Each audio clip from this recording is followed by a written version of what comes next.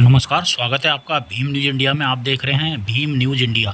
मैं हूं आपका दोस्त विनय कुमार सिंघल। एनडीए के सीएम डिप्टी सीएम की बैठक को संबोधित करते हुए राष्ट्रीय अध्यक्ष भारतीय जनता पार्टी जेपी नड्डा। देखिए हमारे संवाददाता गगन प्रकाश की दिल्ली से रिपोर्ट। यहाँ मैं ये भी बताना चाहता हूँ कि इस प्रस्ताव के माध्यम से हमने स्पष्ट किया है कि हम जातिगत राजनीति नहीं करते हैं, लेकिन वंचित, पीड़ित, शोषित, दलित जो छूट गए हैं उनको मुख्य धारा में समावेश करना। जो भी जिस तरीके से छूटा हुआ व्यक्ति है उसको मुख्य धारा में समावेश करना, यह समाज की आवश्यकता है और जातिगत जनगणना के माध्यम से हम इसको देखते हैं और इसको हम आगे बढ़ाने का काम कर रहे हैं। ऑपरेशन सिंदूर के बारे में आदरणीय प्रधानमंत्री जी ने जहां कहा कि ये सेना का शौर्य है, वहीं उन्होंने इस बात का भी बल दिया कि भारत को हमें तीव्र गति से विकसित भी बनाना है, सशक्त रखना है, सामर्थ्यवान बनाना है और इसके साथ साथ हमको आत्मनिर्भर भारत बनाना है। इस पर हमको ध्यान देने की ज़रूरत है। हम लोगों ने यहाँ पर नक्सलाइट्स के खिलाफ जो मुहिम चल रही है उस पर भी चर्चा हुई और उस चर्चा में हमारे छत्तीसगढ़ के मुख्यमंत्री ने कैसे नक्सलिज्म पर हम लोगों ने लड़ाई लड़ी है और किस तरीके से हम सफलता पा रहे हैं और हमें सफलता मिल रही है, उसके बारे में विष्णुदेव साय जी ने, जो मुख्यमंत्री हैं छत्तीसगढ़ के, उन्होंने सबके सामने उस विषय को रखा। वहाँ के गृह मंत्री विजय शर्मा जी ने किस तरीके से हम नक्सल प्रभावित इलाकों में पुनर्वासन कर रहे हैं, उनको हम किस तरीके से मुख्य धारा में ला रहे हैं, इस पर बल दिया, इस पर जोर दिया और इसके बारे में जो जो स्कीमें चल रही हैं उसकी चर्चा की।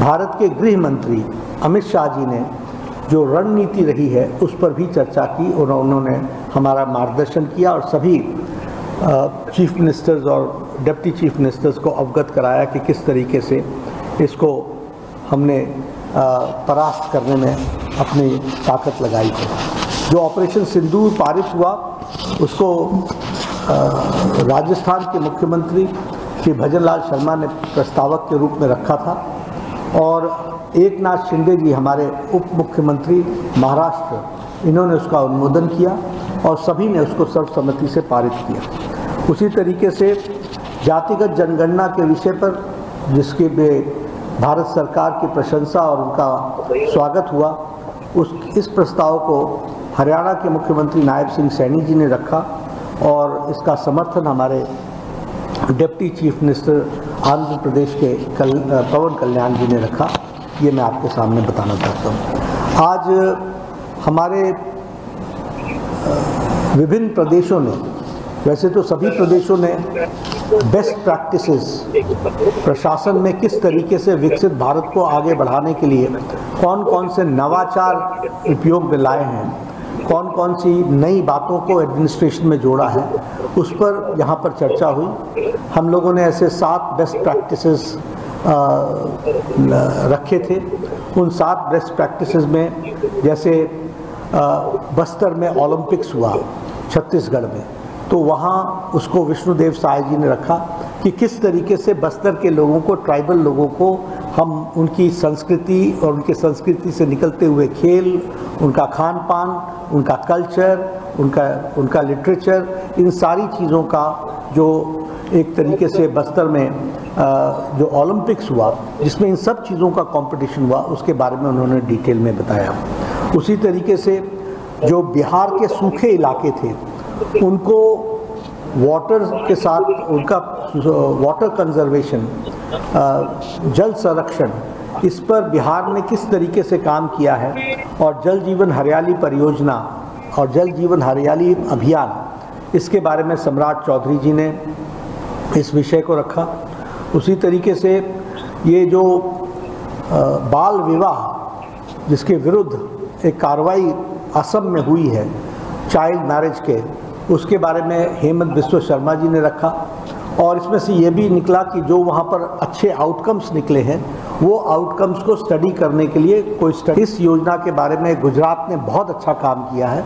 इसके बेस्ट प्रैक्टिसेस किस तरीके से आम आदमी को, अब सौर्य कहा था, we are responsive government, we are responsible government, we are accountable government, और इस पर हमको कुछ काम करना चाहिए।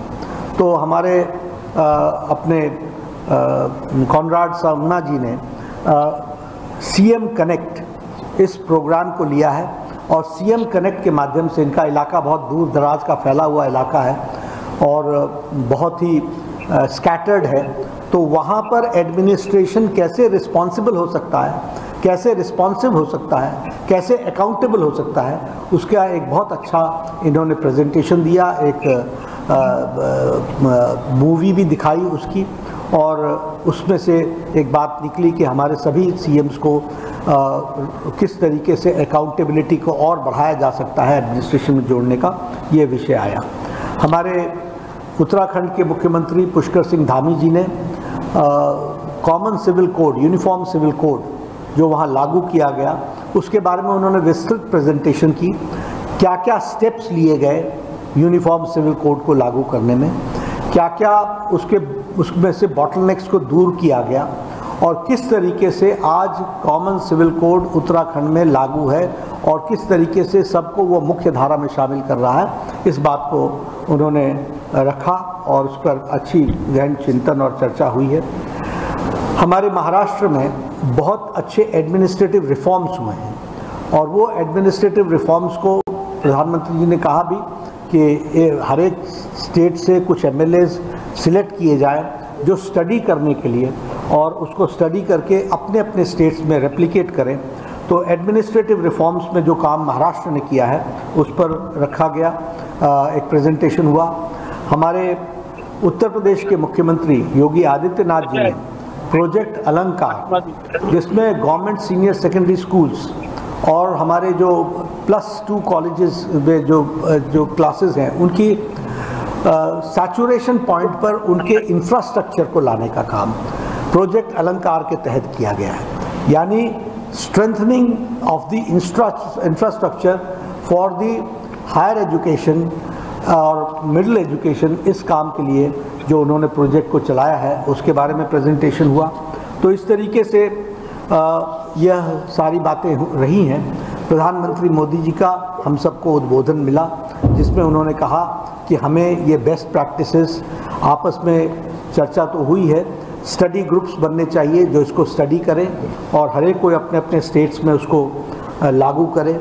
उसी तरीके से आत्मनिर्भर भारत के लिए हम किस तरीके से अपने आप को तैयार करके आगे बढ़ें, और ये आत्मनिर्भर भारत सिर्फ सरकार के तरफ से नहीं, इसका यह एक मूवमेंट होना चाहिए और इस मूवमेंट में सब लोगों को जोड़ना ये आवश्यक होगा, इस बात को उन्होंने कहा। प्रधानमंत्री जी ने पर्यावरण पर बहुत जोर दिया और उन्होंने सबसे कहा कि ये जो अमृत सरोवर बने हैं इनकी निगरानी और इनके रख रखाव के बारे में विशेष करके सरकारों को चिंता करनी चाहिए।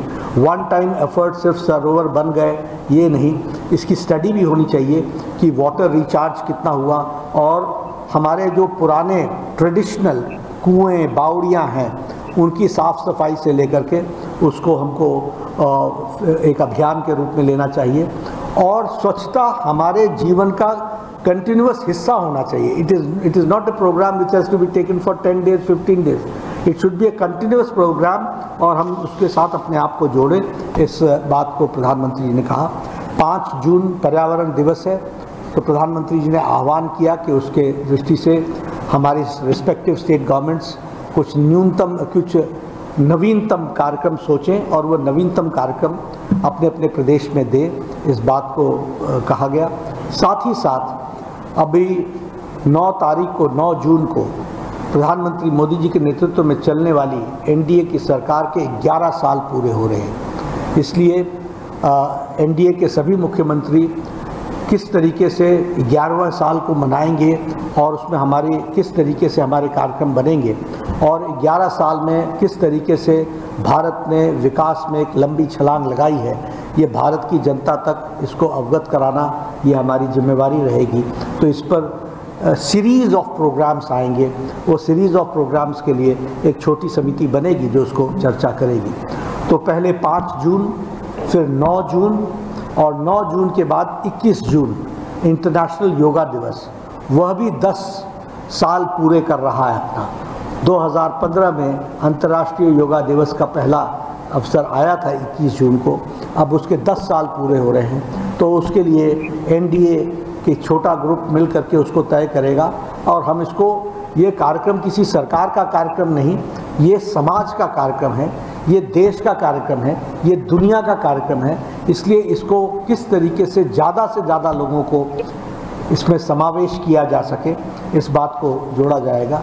और इसके साथ 25-26 जून को इमरजेंसी के 50 साल पूरे हो रहे हैं, तो वह भी एनडीए उसको भी जनता को उजागर करेगा कि किन लोगों ने प्रजातंत्र का गला घोटने का, डेमोक्रेसी को क्रश करने का, डेमोक्रेसी को थ्रॉटल करने का कुत्सित प्रयास किया।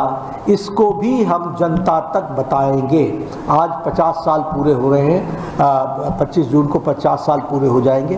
तो यह भी जो डेमोक्रेसी को थ्रॉटल करने की, इस वाइब्रेंट डेमोक्रेसी को जो प्रयास हुआ था, वह भी हम जनता के बीच में ले जाएंगे।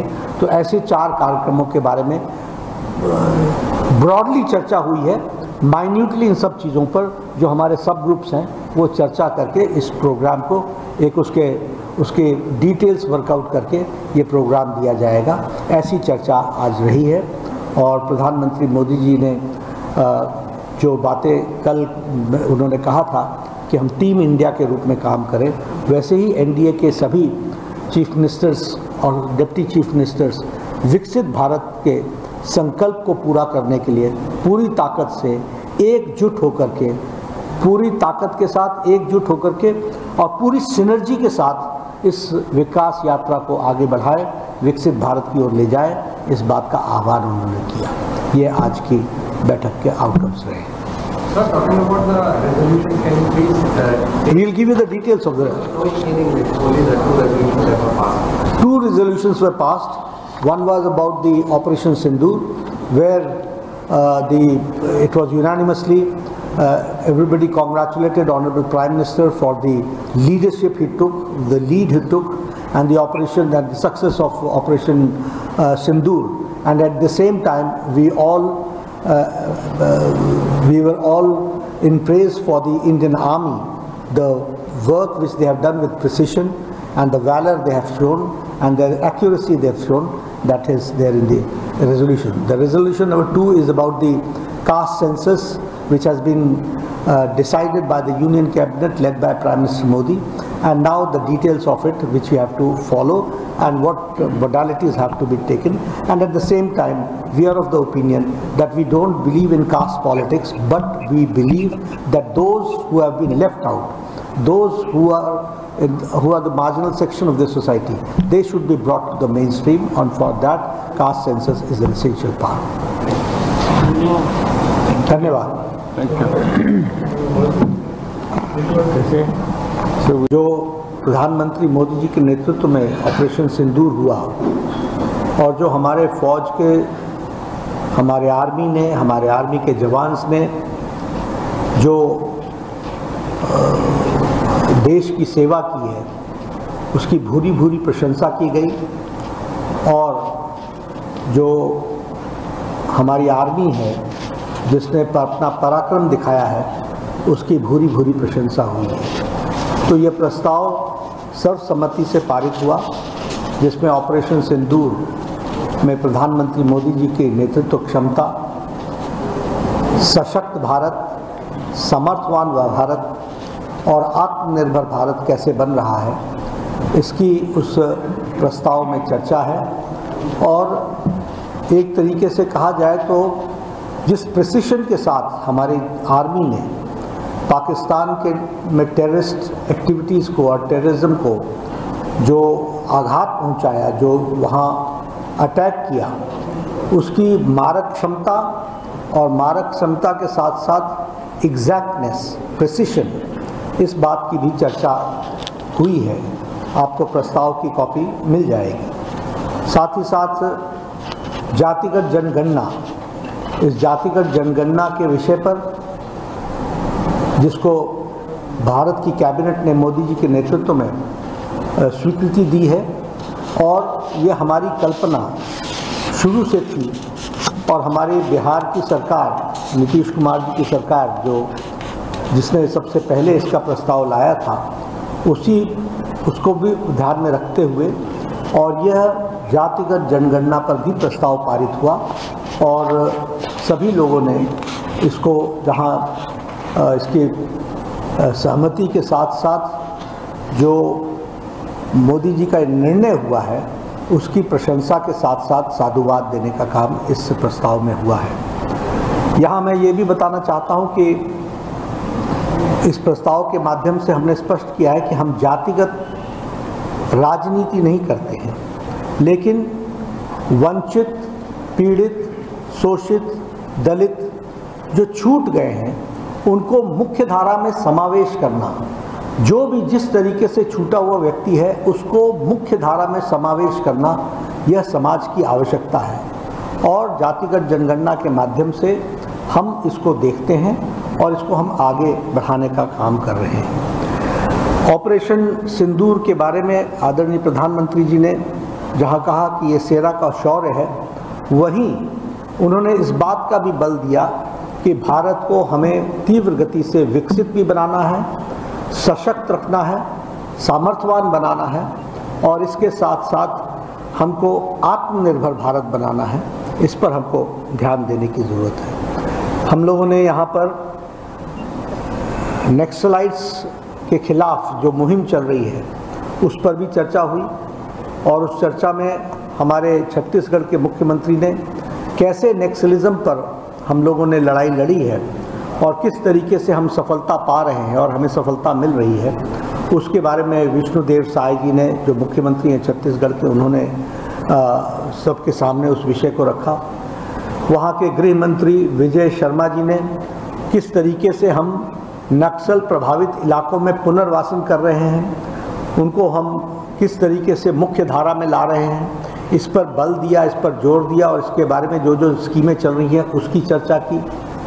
भारत के गृह मंत्री अमित शाह जी ने जो रणनीति रही है उस पर भी चर्चा की, और उन्होंने हमारा मार्गदर्शन किया और सभी चीफ मिनिस्टर्स और डिप्टी चीफ मिनिस्टर्स को अवगत कराया कि किस तरीके से इसको हमने परास्त करने में अपनी ताकत लगाई है।